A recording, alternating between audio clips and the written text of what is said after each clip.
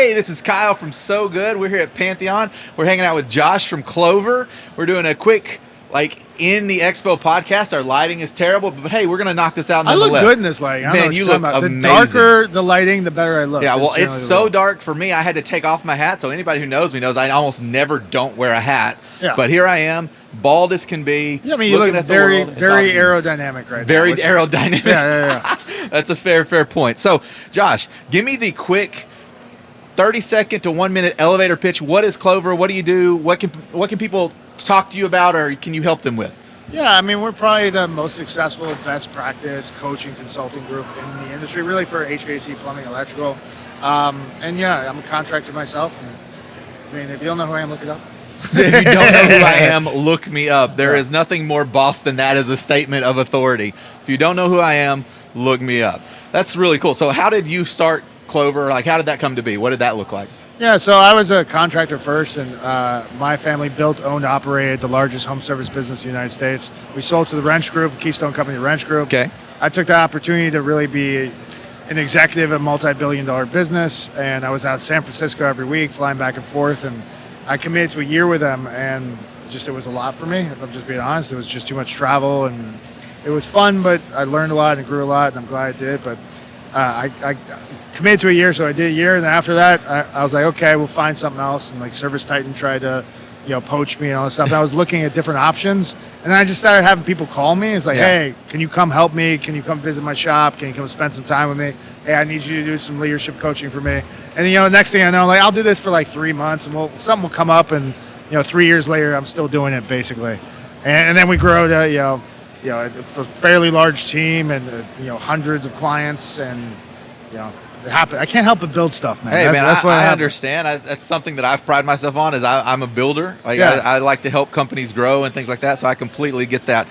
What was that like when you? Okay, so you sold to the Wrench Group. Yeah. You're having the conversation with it. Was it hey, I'm here for a year. Here's my contract, and then I'm out from the get go, or did you have to have a conversation at that year mark of going, hey, look, my contract's up. I really don't want to be here anymore. What's that like as moving into that transition? Really, so even before we sold the Wrench Group, Parker & Sons became so huge. And I mean, Parker & Sons will do close to $300 million this year just in Phoenix. So it's a machine. It's not even like a business. It's a machine that just prints money. So, just prints money. There you go. Which is great. There's worse types of machines to own. If you have a machine, you want it to print money. That's fair. Really, I stopped really getting challenged. It was the same problems over and over again. I had gotten really in depth in solving them, and it had gotten bigger and bigger, but it wasn't really pushing me. And I'm really a very growth oriented person. So as weird as it sounds, I could be having a ton of success, and if I don't feel like I'm growing, I'm actually pretty miserable.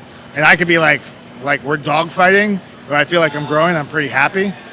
So even before we sold, I was starting to feel that and have that experience. So I mean, I think everybody kind of knew the writing on the wall for me. If you didn't figure out a way to really challenge me, I wasn't going to stay.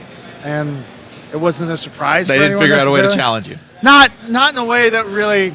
I wanted something totally unique and fresh. And I worked with my father for 20 years, and he's an unbelievable contractor as well. And I just wanted to do something that was totally my own and outside the perspective. And that's awesome. Now I own home service business across the United States, so I'm right back into it almost. So you moved from one to the other. Let me rephrase that. You moved into your consulting. What is the most common challenge that people find, or that you guys find with other companies? What is that one thing? It's this is the one thing that holds almost every company back. Oh, I'll give a simplified answer. I'll give a real answer, right? The simplified answer is implementation is 99.9% of the problem. Sure. Implementation, accountability. But the real answer, it's the mindset of the person in charge, right? Really, at the end of the day, I refrain from, which is we have systems and process for everything, right? But if I don't get them to wrap around thinking differently and thinking bigger and thinking more forward and adjusting how they look at things, then they'll never implement those things anyway. Yeah. So business will grow to the comfort level of the person in charge. Yeah, absolutely. That's one of the things I'll say that we struggle with our home service companies that work with us is sometimes the accountability of the owner really struggles. They want to hold everybody accountable. Right, but they don't hold themselves accountable. But they're just hey, I'm busy. I got this. And I'm guilty of it too. And I mean, I think we all are in some way of I'm just going to give myself a good old pass on this one because X, Y, and Z. But at the end of the day, the accountability that you have to hold toward yourself should be so much higher than you hold to anybody else. That's one thing that Paul kind of preached to me the first time we worked in, is like, you hold people accountable to a very high standard and you perform to a high standard.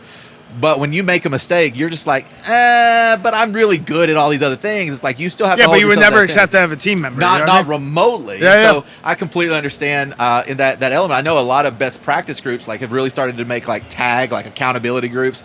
But at the end of the day, you still have to have someone who's willing to be self-accountable. For sure. Yeah. I mean, there's a big screening process to joining Clover, and the screening process, it's not that complicated. It's really, we're just trying to identify, are you actually growth oriented?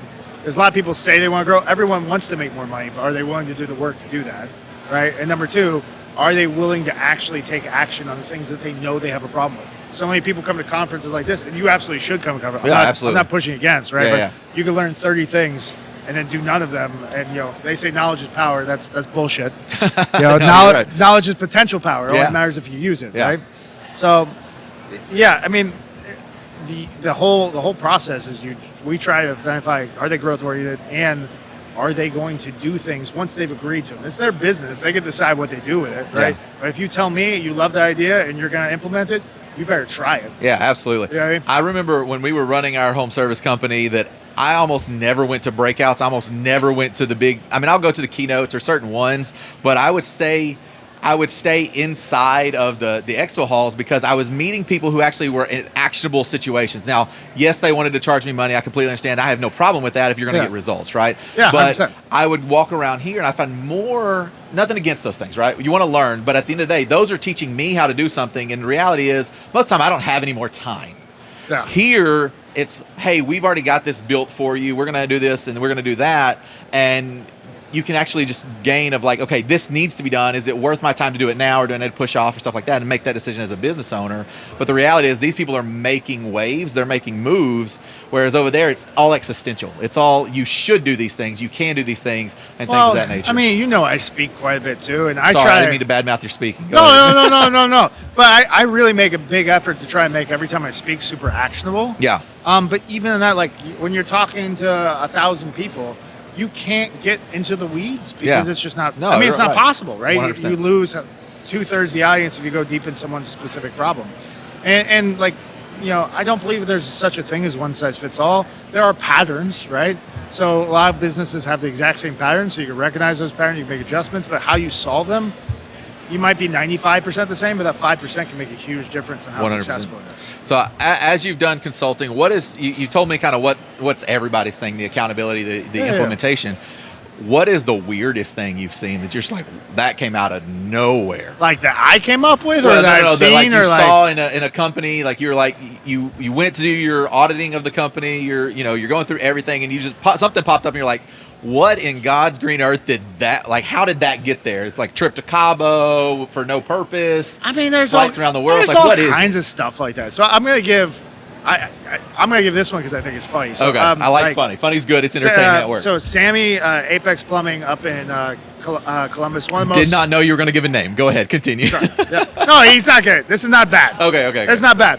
But so, I helped him with his business a little bit, and I've been out to his shop quite a few times and helped his leadership team, whatever, right? And it was the first time I've ever seen this. And he's a super implementer. He's not a normal contractor. He comes from outside the space, and probably the fastest growing company in home service space, very significantly, right? And I went out and I spent a day and a half with him and rolled through the process, how to set everything up. Like, he made a huge difference. I went back to the shop probably like 6 months later, first time in my entire life.